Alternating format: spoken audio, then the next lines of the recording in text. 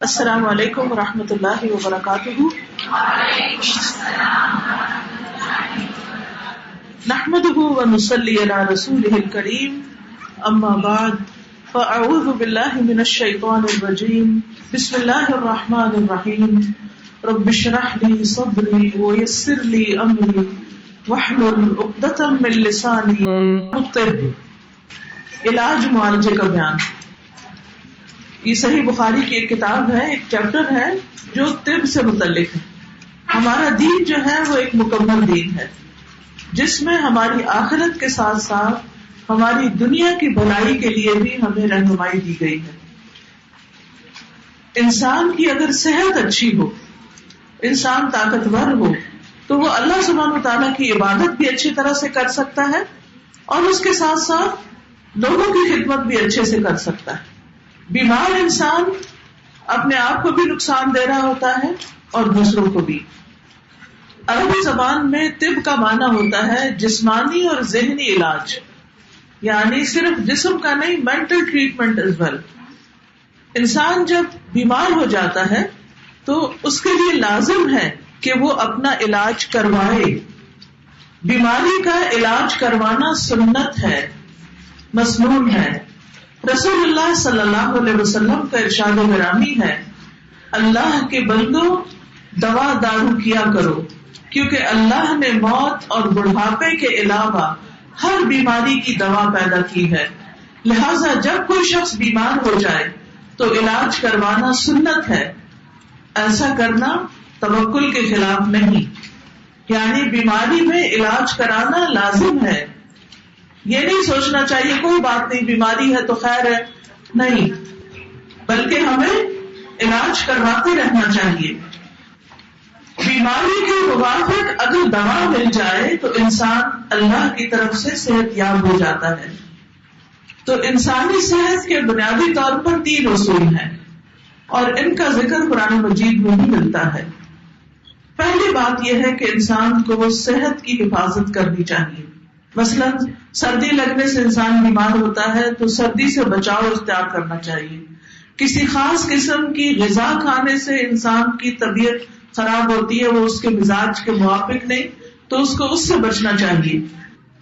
اسی طرح اگر روزہ رکھنے سے بیماری میں اضافہ ہوتا ہے تو پھر انسان کو روزہ رکھنے سے بچنا چاہیے، حالانکہ روزہ رکھنا ایک عبادت ہے۔ اسی طرح اگر سفر کی تھکاوٹ یا اور کوئی کام انسان کی صحت کے لیے نقصان دہ ہے تو ان چیزوں کو چھوڑنا چاہیے۔ اب آپ دیکھیں کہ قرآن مجید میں اللہ سبحانہ وتعالیٰ بیمار کے لیے روزہ چھوڑنے کی رخصت دیتے ہیں۔ سورۃ البقرہ میں اللہ تعالیٰ فرماتے ہیں وَمَنْ كَانَ مَرِيضًا أَوْ عَلَى سَفَرٍ فَعِدَّةٌ مِّنْ أَيَّامٍ أُخَرَ، اور جو بیمار ہو یا کسی سفر پر ہو تو دوسرے دنوں سے گنتی پوری کرے۔ پہلا کیا تھا؟ صحت کی حفاظت۔ دوسرا اصول یہ ہے کہ انسان نقصان دہ چیزوں سے پرہیز کرے، ایسی چیزیں جو انسان کی موت کا باعث ہو، انسان کی بیماری کا باعث ہو۔ ارشاد باری تعالیٰ ہے وَلَا تَقْتُلُوا أَنفُسَكُمْ، اور اپنے آپ کو قتل نہ کرو۔ تیسرا ہے فاسد مادوں کا اخراج، یعنی جسم کی صفائی ہوتی رہنی چاہیے۔ انسان ایسی غذائیں کھائے کہ جس سے نہ صرف یہ کہ اس کو انرجی ملے بلکہ اس کے ساتھ ساتھ اس کا ڈائجسٹو ٹریکٹ جو ہے، جو اس کا نظام ہے اور جو اس کی اندر کی گندگی ہے وہ صاف ہوتی رہے۔ تو انشاءاللہ ان اصولوں کے اوپر پھر آگے احادیث پڑھیں گے تو مزید ڈیٹیل دیکھیں گے۔ کھانے پینے اور علاج معالجے کے بھی کچھ اصول ہیں۔ پہلی چیز یہ کہ کم کھانا۔ بیماریاں عام طور پر کھانے میں بے احتیاطی کی وجہ سے پیدا ہوتی ہیں یا زیادہ کھانے کی وجہ سے پیدا ہوتی ہیں۔ نمبر 2، مصلح چیزوں کو ملا کر کھانا، یعنی ایسی چیزوں کا کمبینیشن ہو جو فائدہ مند ہو، وہ بھی غذا کے ساتھ علاج بن جاتی ہیں۔ جیسے رسول اللہ صلی اللہ علیہ وسلم ککڑی یعنی کیوکمبر اور تازہ کھجور کو ملا کر کھاتے تھے، ایک ٹھنڈی ہے ایک گرم ہے، تو دونوں کا کمبینیشن جب ہوتا تھا تو وہ چیز فائدہ مند ہوتی تھی۔ اسی طرح گرم اور ٹھنڈے کو ملا کے کھانا، رسول اللہ صلی اللہ علیہ وسلم تربوز اور تازہ کھجور کو ملا کے کھاتے تھے۔ آپ فرماتے ہیں ہم اس کھجور کی گرمی کا اس تربوز کی ٹھنڈک سے اور اس کی ٹھنڈک کا کھجور کی گرمی سے توڑ کرتے ہیں، یعنی دونوں چیزیں مل کر پھر معتدل ہو جاتی ہیں. پھر اسی طرح ٹھنڈے پانی میں تازہ گرم گرم دودھ اور اسی طرح تازہ گرم گرم دودھ میں ٹھنڈا پانی ملا کر بھی آپ نے پیا. حضرت عائشہ رضی اللہ تعالی عنہا جو نبی صلی اللہ علیہ وسلم کی زوجہ محترمہ تھی، وہ فن طبابت میں بہت ماہر تھی، طب میں ماہر تھی. حضرت عائشہ کہتی ہے کہ وہ دبلی پتلی تھی بہت، تو انہوں نے اپنا دبلا پن دور کرنے کے لیے کھجوروں کے ساتھ ککڑی کھانا شروع کی تو ایک مناسب انداز میں فربا ہو گئی، یعنی ان کی صحت اچھی ہو گئی. پھر اسی طرح علاج کی دو اقسام ہوتی ہیں، ایک ہے دواؤں کے ذریعے علاج اور دوسرا دم جھاڑ کے ذریعے علاج. تو امام بخاری نے اس عنوان کے تحت دونوں طرح کی احادیث کا انتخاب کیا ہے، یعنی انسان جب بیمار ہو تو دونوں طرح کے طریقے اختیار کرے. تو پہلا باب ہے باب ما انزل اللہ داء الا انزل له شفاء. باب اللہ نے کوئی بیماری ایسی نہیں اتاری جس کے لیے شفا نہ اتاری ہو، ہر بیماری کا علاج موجود ہے. یہ الگ بات ہے کہ ہمیں پتہ نہ ہو یا کسی ڈاکٹر کو پتہ نہ ہو. اور نازل کرنے کا کیا مطلب ہے؟ بیماری آتی ہے تقدیر سے، تو بیماری اور شفا دونوں ہی تقدیر کا حصہ ہے. یعنی اگر بیماری تقدیر کا حصہ ہے تو شفا بھی تقدیر سے ہوتی ہے. اور جب کوئی دوا بیماری کے مطابق ہوتی ہے تو اللہ کے اذن سے شفا ہو جاتی ہے، لیکن بڑھاپے اور موت کا کوئی علاج نہیں ہے. حدثنا محمد بن المثنى حدثنا ابو احمد الزبيري حدثنا عمر بن سعيد بن ابي حسين قال حدثني عطاء بن ابي رباح عن ابي هريره رضي الله عنه عن النبي صلى الله عليه وسلم قال ما انزل الله داء الا انزل له شفاء. ابو ہریرہ رضی اللہ عنہ سے روایت ہے، نبی صلی اللہ علیہ وسلم سے روایت کرتے ہوئے کہتے ہیں کہ آپ صلی اللہ علیہ وسلم نے فرمایا ما انزل اللہ داء، نہیں اتاری اللہ نے کوئی بیماری، الا انزل له شفاء، مگر اللہ نے اس کے لیے شفا بھی اتاری ہے، یعنی اس کی شفا کا بھی انتظام کیا ہے. ایک اور روایت میں آتا ہے کہ تم بیماری کا علاج کرو لیکن حرام چیزوں سے دوا نہ کرو، یعنی علاج تو ہے لیکن حرام سے نہیں. یہاں اصل میں امام بخاری اس نظریے کی تردید کرنا چاہتے ہیں کہ بعض لوگوں کا خیال یہ ہے کہ جب بیماری آئے تو صرف صبر کرو اور اپنے آپ علاج نہ کرو اور بیماری پر راضی رہو. یعنی بعض صوفیاء کا یہ خیال ہے کہ بیماری بھی اللہ کے حکم سے آئی ہے تو پھر اس پر صبر کرو اور علاج نہ کرو کیونکہ آپ کو تکلیف پر اجر ملے گا. لیکن سنت کی پیروی میں اجر ملتا ہے، دین کی تعلیمات پر عمل کرنے میں اجر ملتا ہے. تو اس لیے یہاں پر آپ دیکھیے کہ رسول اللہ صلی اللہ علیہ وسلم کا یہ فرمانا کہ ہر بیماری کی شفا موجود ہے، دوا موجود ہے، تو پھر بیماری پہ راضی ہو کے بیٹھ نہ جاؤ، علاج کی کوشش کرتے رہو. اور علاج کے لیے ضروری ہے سب سے پہلے کہ بیماری کی تشخیص ہو، ڈائگنوز کی جائے کہ مرض ہے کیا، مرض کیوں ہوا ہے، اور پھر اس کے مطابق علاج کیا جائے. کیونکہ بعض اوقات علاج کرتے ہیں لیکن شفا نہیں ہوتی کیونکہ یہی نہیں سمجھ آتی کہ مسئلہ کیا ہے.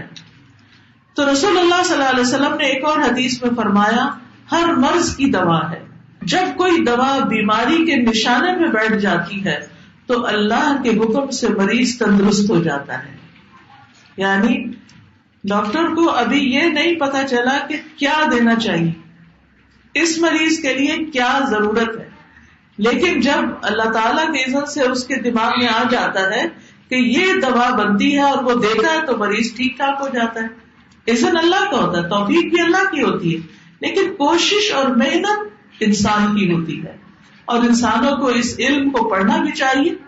ڈاکٹر بننا، اس علم کو پڑھنا اگر انسانوں کے فائدے کی نیت سے ہو، اللہ کے اس حکم کے مطابق تو اجر ہی اجر ہے.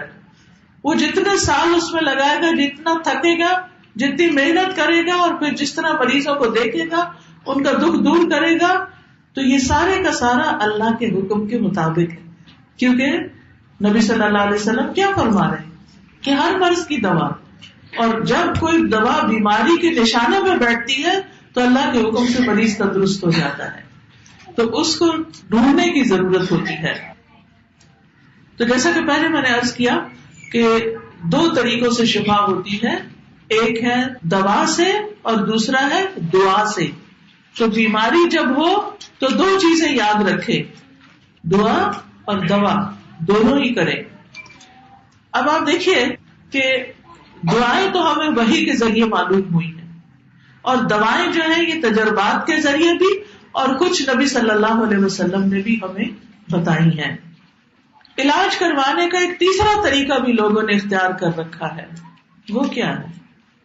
ایسا دم جھاڑ جو شریعت میں منع ہے، ایسے ٹوٹکے وغیرہ جس کا کوئی بنیاد نہیں ہے، یا محض وہم کی بنیاد پر علاج کرنا، اور غیر شرعی طریقے اختیار کرنا. مثلا کوئی پیتل کا چھلا پہن لیتا ہے، کوئی دھاگا باندھ لیتا ہے، کوئی گرے لگا کے پہن لیتا ہے، کوئی چینز پہنتا ہے. یعنی اس قسم کے جو بھی طریقے ہیں جو غیر شرعی طریقے ہیں ان سے بچنا چاہیے.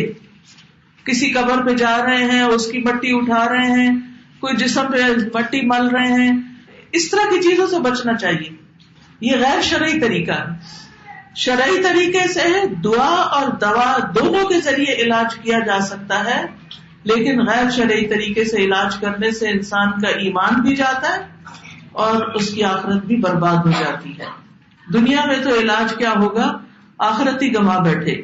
تو وہ طریقے جن میں شرک پایا جاتا ہو، جس میں اللہ کے علاوہ کسی اور سے کچھ مانگا جاتا ہو کہ آپ ہماری مدد کریں. جیسے کہ بہت سے لوگ جب بچے پیدا نہیں ہوتے تو کیا کرتے ہیں، کہاں لے جاتے ہیں، درگاہوں پہ لے جاتے ہیں، مزاروں پہ لے جاتے ہیں، اور پھر کہتے ہیں کہ انہوں نے ہمیں اولاد دی ہے. نعوذ باللہ. قرآن کیا کہتا ہے، یَهَبُ لِمَن یَشَاءُ إِنَاثًا وَيَهَبُ لِمَن یَشَاءُ الذُّکُورَ. جس کے لیے چاہتا ہے لڑکیاں دیتا ہے، جس کے لیے چاہتا ہے لڑکے دیتا ہے، اور جس کو چاہتا ہے بانٹ کر دیتا ہے، جس کو چاہتا ہے ملا کے دیتا ہے، دونوں دیتا ہے، اور جس کو چاہتا ہے بانٹ کر دیتا نہیں دیتا. یہ اس کی تقسیم ہے، یہ اس کی مرضی ہے، یہ اس کا فیصلہ ہے. لیکن اگر اللہ نے نہیں لکھا تو کسی دربار پہ جانے، کسی درگاہ پہ جانے سے اولاد نہیں ہوگی. اس سے بچنا چاہیے. پھر اس حدیث میں آپ دیکھیے کہ ما انزل اللہ داء، نہیں اتاری اللہ نے کوئی بھی بیماری. یہ حسی بیماری بھی ہو سکتی ہے، جسمانی بیماری بھی ہو سکتی ہے، اور روحانی بیماری بھی ہو سکتی ہے. یعنی کوئی نظر ہو سکتی ہے، کوئی جادو ہو سکتا ہے، کوئی مینٹل النس ہو سکتی ہے، کوئی ڈپریشن ہو سکتا ہے، انسان کو پریشان کرنے والی کوئی بھی چیز ہو سکتی ہے کہ جس کو النس کہیں گے. تو یہ ساری اللہ کے اذن یا تقدیر کا حصہ ہوتی ہے، اور ہر چیز کے پیچھے کوئی حکمت ہوتی ہے، کوئی وجہ ہوتی ہے. یعنی اللہ سبحانہ وتعالیٰ کے اذن سے جب کوئی بیمار ہوتا ہے تو یہ نہیں کہ اللہ تعالیٰ اس پہ کوئی ظلم کرتا ہے، وہ اس لیے ہوتا ہے کہ اللہ تعالیٰ بعض اوقات اس بندے کو گناہوں سے پاک کرنا چاہتا ہے. بعض اوقات اس کے ذریعے سے اس کی آخرت کے درجات بلند کرتا ہے. کئی دفعہ ایسا بھی ہوتا ہے کہ انسان کا جو درجہ اللہ کے ہاں لکھا ہوا ہے وہ اپنے اعمال کی وجہ سے اس درجے تک نہیں پہنچتا، تو اللہ تعالیٰ اس پر کوئی آزمائش نہیں دیتے. کبھی ایسا ہوتا ہے کسی کو کوئی فریکچر ہو جاتا ہے، کسی کو کوئی ایسی بیماری اچانک آ جاتی ہے، اور وہ پھر اس میں صبر کرتا ہے تو وہ فوراً ایک دم اس کا گریڈ بہت اونچا چلا جاتا ہے جو عبادت سے حاصل ہونے والا نہیں تھا. بعض اوقات انسان جب بیمار ہوتا ہے تو وہ اپنے بارے میں زیادہ سوچتا ہے کہ میں نے کیا کیا گناہ کیے ہیں، میری کیا کیا غلطیاں ہیں. جب انسان صحت مند، انرجیٹک، طاقتور ہوتا ہے تو اس وقت کیا کرتا ہے، بھاگا دوڑا پھرتا ہے، ادھر جاؤ ادھر جاؤ، اس سے گپ شپ، ہنسی کھیل مذاق، کھانا پینا. اس کو اللہ کی یاد کم آتی ہے. لیکن جب انسان بیمار ہو کے بستر پر پڑ جاتا ہے تو پھر اللہ کی یاد بہت آتی، پھر توبہ استغفار بھی بہت ہوتی، پھر دعائیں بھی بہت ہوتی. تو یہ سب چیزیں اس کے درجے بلند کرنے کا ذریعہ بن جاتی ہیں. پھر آپ دیکھیے کہ جس طرح بیماریاں دو طرح کی ہیں، علاج بھی دو طرح کے ہیں. جیسے شروع سے میں عرض کر رہی ہوں آپ کو، قرآن شفا ہے. قرآن مجید میں اللہ تعالیٰ فرماتے ہیں یا ایھا الناس قد جاءتکم موعظۃ من ربکم وشفاء لما فی الصدور وہدی ورحمۃ للمؤمنین. اے لوگو، بے شک تمہارے پاس تمہارے رب کی طرف سے عظیم نصیحت اور اس کے لیے سراسر شفا جو سینوں میں ہے. دل کی بیماریوں کے لیے خاص طور پر قرآن شفا ہے، اور ایمان لانے والوں کے لیے سراسر ہدایت اور رحمت آئی ہے. تو اس لیے انسان کو قرآن سے علاج کرنا چاہیے. اور پھر اس میں یہ یاد رکھیے کہ تجربہ نہیں کرنا چاہیے کہ چلو ذرا کر کے دیکھتے ہیں ہوتا کہ نہیں علاج، بلکہ پورے یقین کے ساتھ علاج کرنا چاہیے.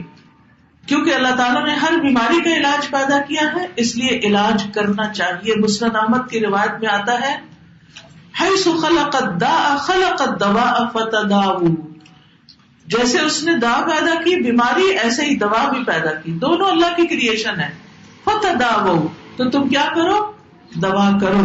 دوا کرنے کا حکم دیا گیا ہے. اسامہ بن شریک کہتے ہیں میں نبی صلی اللہ علیہ وسلم کی خدمت میں پہنچا تو میں نے دیکھا کہ آپ کے صحابہ آپ کی مجلس میں ایسے بیٹھے ہوئے تھے گویا ان کے سروں پر پرندے بیٹھے ہوں، یعنی بہت ادب سے اور سکون سے بیٹھے ہوئے تھے. چنانچہ میں نے سلام کیا اور میں بیٹھ گیا. ادھر ادھر سے بدوی لوگ آئے، آرابی. انہوں نے پوچھا اے اللہ کے رسول صلی اللہ علیہ وسلم، کیا ہم علاج کر لیا کریں؟ ہمیں اجازت ہے ہم علاج کریں؟ آپ نے فرمایا دوا استعمال کیا کرو. بلا شبہ اللہ نے کوئی بیماری ایسی پیدا نہیں کی مگر یہ کہ اس کی دوا پیدا کی ہے، سوائے ایک بیماری کے بڑھاپے کے، اس کی دوا نہیں ہے کوئی. پھر اسی طرح دوا سے شفا اللہ کے اذن سے ہوتی ہے، یہ بھی یاد رکھنا چاہیے. شفا ڈاکٹر کے ہاتھ میں نہیں ہوتی، اللہ کے ہاتھ میں ہوتی ہے. اللہ کے اذن سے شفا ہوتی ہے. علاج کروانا اللہ کے حکم میں سے ہے. تو علاج کروانے کے کچھ اصول ہیں، یہ بھی یاد رکھیے. نمبر 1، اللہ کو شافی ماننا کہ اللہ ہی شافی. اللہم انت الشافی لا شفاء الا شفاؤک. ابراہیم علیہ السلام نے کہا تھا وَإِذَا مَرِضْتُ فَهُوَ يَشْفِينِ، جب میں بیمار ہوتا ہوں تو وہ مجھے شفا دیتا ہے. اور شفا اللہ کے ہاتھ میں ہے. نبی صلی اللہ علیہ وسلم جب دم کیا کرتے تھے تو یہ دعا پڑھتے تھے امسح البأس رب الناس بیدک الشفاء لا یکشف الکرب الا انت. اے لوگوں کے رب تکلیف دور کر دے، شفا تو تیرے ہی ہاتھ میں ہے، تیرے سوا درد کو کوئی دور کرنے والا نہیں، یعنی اس تکلیف کو دور کرنے والا اور کوئی نہیں. پھر اسی طرح حدیث میں آتا ہے کہ طبیب تو اللہ ہی ہے، یعنی اللہ تعالیٰ کا ایک نام الشافی ہے اور ایک الطبیب بھی ہے. ابو رمفہ کہتے ہیں میرے والد نے رسول اللہ صلی اللہ علیہ وسلم سے عرض کیا مجھے آپ اپنی وہ چیز دکھائیں جو آپ کی پشت پر ہے، یعنی مہر نبوت جو تھی، کیونکہ میں طبیب ہوں. آپ نے فرمایا طبیب تو اللہ ہے بلکہ تو رفیق ہے، یعنی مریض کو تسکین اور دلاسا دیتا ہے. اس بیماری کا طبیب تو وہی ہے جس نے اس کو پیدا کیا ہے. تو اصل طبیب اور علاج کون کرتا ہے؟ اللہ ہی کرتا ہے. اللہ ہی بندوں سے تکلیفوں کو دور کرتا ہے. ایوب علیہ السلام کی بیماری کس نے دور کی تھی؟ اللہ سبحانہ وتعالیٰ نے. وَأَيُّوبَ إِذْ نَادَى رَبَّهُ أَنِّي مَسَّنِيَ الضُّرُّ وَأَنْتَ أَرْحَمُ الرَّاحِمِينَ. اور ایوب علیہ السلام جب اس نے اپنے رب کو پکارا کہ بے شک مجھے تکلیف پہنچی ہے اور تو رحم کرنے والوں میں سب سے بڑھ کر رحم کرنے والا ہے، تو ہم نے اس کی دعا قبول کر لی. کیا دعا کی تھی انہوں نے؟ انی مسنی الضر وانت ارحم الراحمین. تو اللہ تعالیٰ نے ان کی دعا قبول کر لی، بس اس کی جو بھی تکلیف تھی دور کر دی، اور اس کے گھر والے اور ان کے ساتھ اس کی مثل اور عطا کر دیے اپنے پاس سے رحمت کے لیے اور ان لوگوں کے لیے یاد دہانی جو عبادت کرنے والے ہیں. تو اللہ سبحانہ تعالیٰ جب انسان مصیبت کے وقت اس کو پکارتا ہے تو اللہ تعالیٰ بندوں سے مصیبت دور کر دیتا ہے. تو سب سے پہلے علاج کرواتے وقت دل میں کیا پکا یقین رکھنا ہے؟ شفا اللہ دیتا ہے. ڈاکٹر ایک وسیلہ ہے، ایک ذریعہ ہے، اس کو بھی یہ توفیق، یہ دماغ، یہ محنت، یہ سب کچھ، یہ سمجھ اللہ نے دی ہے، تو اللہ کے اذن سے شفا ہوگی۔ دوسری چیز، کتاب اللہ سے علاج کرنا۔ ہم بعض اوقات صرف دوائیوں پر ڈپینڈ کرتے ہیں، جبکہ اللہ کی کتاب سے بھی شفا حاصل ہو سکتی ہے۔ سورۃ بنی اسرائیل میں اللہ تعالیٰ فرماتے ہیں وَنُنَزِّلُ مِنَ الْقُرْآنِ مَا هُوَ شِفَاءٌ وَرَحْمَةٌ لِّلْمُؤْمِنِينَ، اور ہم قرآن کے ذریعے سے وہ چیز نازل کرتے ہیں جو مومنوں کے لیے شفا اور رحمت ہے۔ حضرت عائشہ سے مروی ہے کہ رسول اللہ صلی اللہ علیہ وسلم ایک مرتبہ ان کے پاس تشریف لائے تو ایک عورت حضرت عائشہ کا علاج کر رہی تھی یا آپ کو دم کر رہی تھی، تو آپ نے فرمایا عالجیہا بکتاب اللہ، اس کا علاج کتاب اللہ کے ساتھ کرو، یعنی اللہ کی کتاب میں سے کچھ پڑھ کر اس کو دم کرو جس سے اس کا علاج ہو۔ اللہ کی کتاب میں وہ کون سا حصہ ہے جس کا نام ہی الشفا؟ ماشاء اللہ، سورۃ الفاتحہ۔ سورۃ الفاتحہ سے علاج کیا جانا چاہیے، کیونکہ ایک سفر میں صحابہ کرام نے ایک شخص جس کو بچھو نے کاٹ کیا تھا اس پر سورۃ الفاتحہ پڑھ کر دم کیا تو وہ درست ہو گیا۔ پھر سورۃ البقرہ سے علاج، جیسے جادو وغیرہ کا، نظر کا، رسول اللہ صلی اللہ علیہ وسلم نے فرمایا سورۃ البقرہ پڑھا کرو، کیونکہ اس کا پڑھنا باعث برکت ہے اور اس کو چھوڑ دینا باعث حسرت ہے۔ اس کے پڑھنے والے پر جادوگر قدرت نہیں پا سکتے۔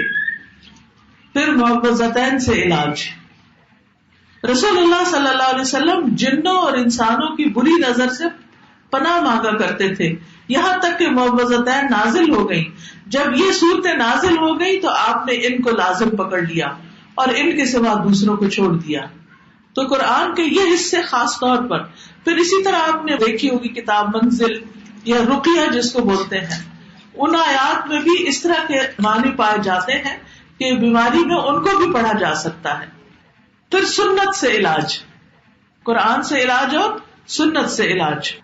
انبیاء علیہ السلام کو قلبی اور روحانی ادویات دی گئی ہیں۔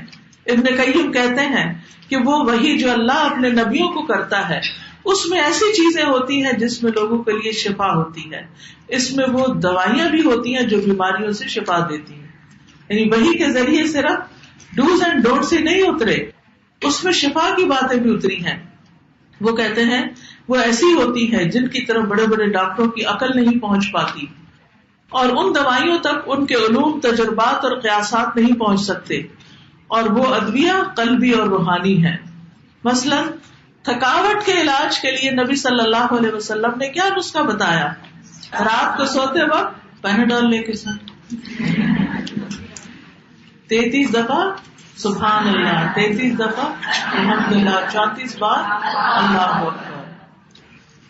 ڈر اور خوف دور کرنے کا نسخہ، جیسے بچے بھی ڈرتے ہیں نا، تو رسول اللہ صلی اللہ علیہ وسلم نے فرمایا جو رات سے خوف کھائے کہ وہ اسے پریشان کرے گی، یا مال خرچ کرنے سے بخل کرے، یا دشمن سے مقابلہ کرنے سے ڈرے، تو چاہیے کہ وہ اس قول کی کثرت کر دے سبحان اللہ و بحمدہ، بس اتنا ہی ہے، سبحان اللہ و بحمدہ۔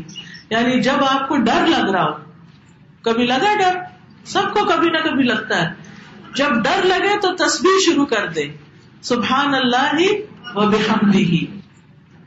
اور اللہ کا ذکر ویسے بھی بچاؤ ہے، یعنی دشمن سے بچاؤ کا ذریعہ ہے۔ جوڑوں کے درد کا علاج ہر جوڑ کا صدقہ ہے۔ نبی صلی اللہ علیہ وسلم نے فرمایا تم میں جو کوئی آدمی صبح کرتا ہے اس کے ہر جوڑ پہ صدقہ لازم ہوتا ہے، یعنی صبح ہم جب اٹھتے ہیں تو ہر جوڑ پہ صدقہ واجب ہو جاتا ہے کہ اس کا صدقہ نکالو۔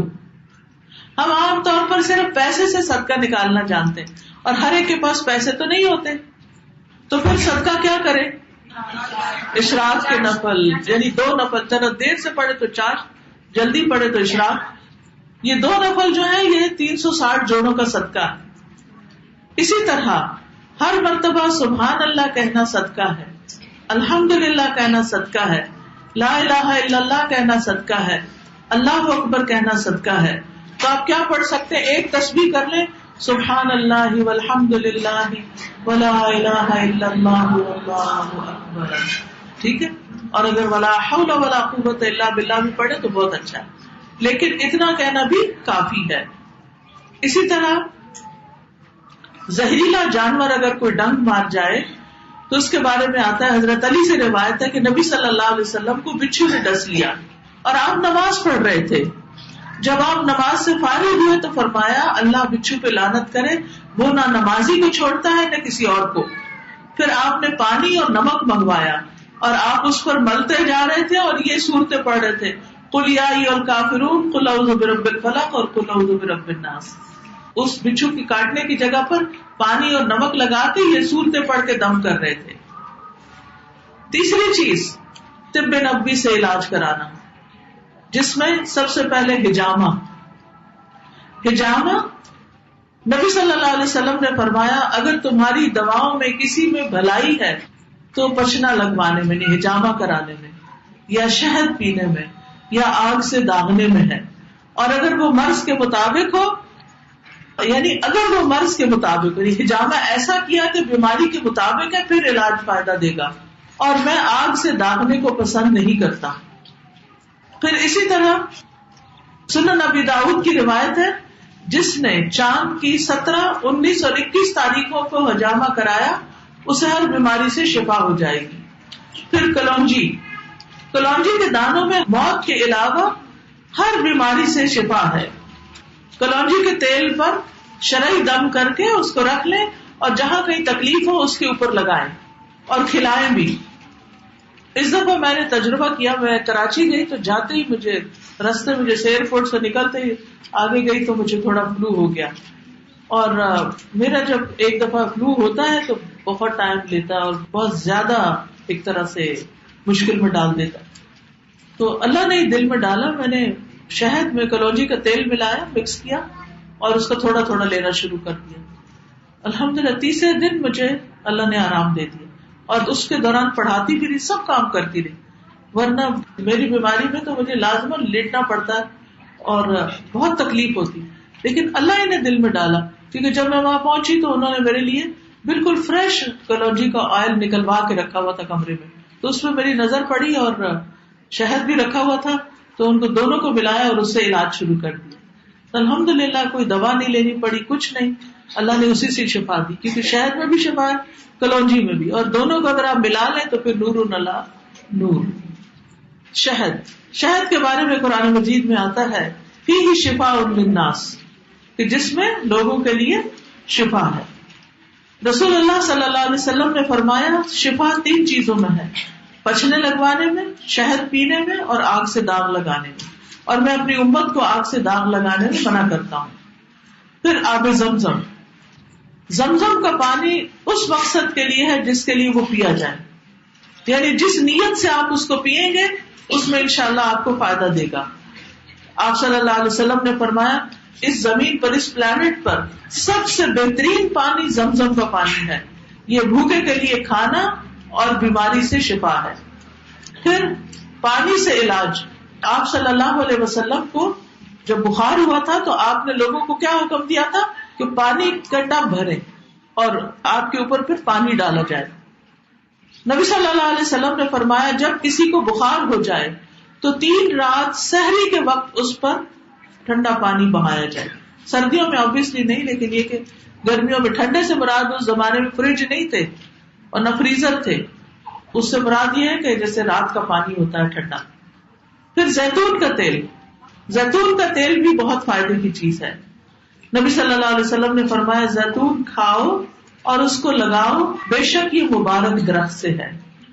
یعنی زیتون پی بھی سکتے ہیں, خصوصاً جن کو ڈرائی کاف ہوتی ہے. اگر تھوڑا سا صبح نہار میں زیتون کے تیل کی چمچی چائے والی اگر پی لے تو الحمدللہ گلے کو سکون بھی ملتا ہے اور خشکی بھی دور ہو جاتی ہے, کھانسی کو بہت فائدہ دیتا ہے. پھر بیری کے پتوں سے علاج, خاص طور پر اگر نظر لگ جائے یا ویسے ہی بیماری ہو کوئی, تو بیری کے 7 پتے لے کر تازہ فریش, آپ کے شہر میں بیری ہوتی ہے, ہاں ایک ہوتا ہے بیر نہیں بیری, جو چھوٹے بیر ہوتے ہیں نا اس کے پتے, کم از کم 7 پتے لے لیں, اگر زیادہ بھی لے لیں کوئی حرج نہیں، لیکن کم سے کم 7 پتے ہونے چاہیے اس کے. ان کو آپ کوٹ لیں یا پیس لیں. آپ یہ بھی کر سکتے ہیں کہ پلاسٹک کا وہ ہوتا ہے نا لفافہ، اس کے اندر رکھ کے اس کو ڈبل کر کے اس کے اوپر سل کا بٹا جو ہوتا ہے یا کوئی بھی ایسی چیز اس سے آپ مارتے جائیں تو وہ سارا کرش ہو جاتا ہے. اصل میں اس کو کرش کرنا ہوتا ہے پتوں کو. پھر اس کو پانی میں ملا دیں. آپ اس کا جوشاندہ بھی بنا سکتے ہیں، ابال بھی سکتے ہیں، اس سے سارا رس نکل آتا ہے. اور اگر نہیں ابالنا چاہتے تو بھی وہ پانی کے اندر ایسے ہی ہے جیسے آپ لیمو پانی بناتے ہیں نا، تو کچھ لوگ اس میں منٹ پودینہ ڈال دیتے ہیں.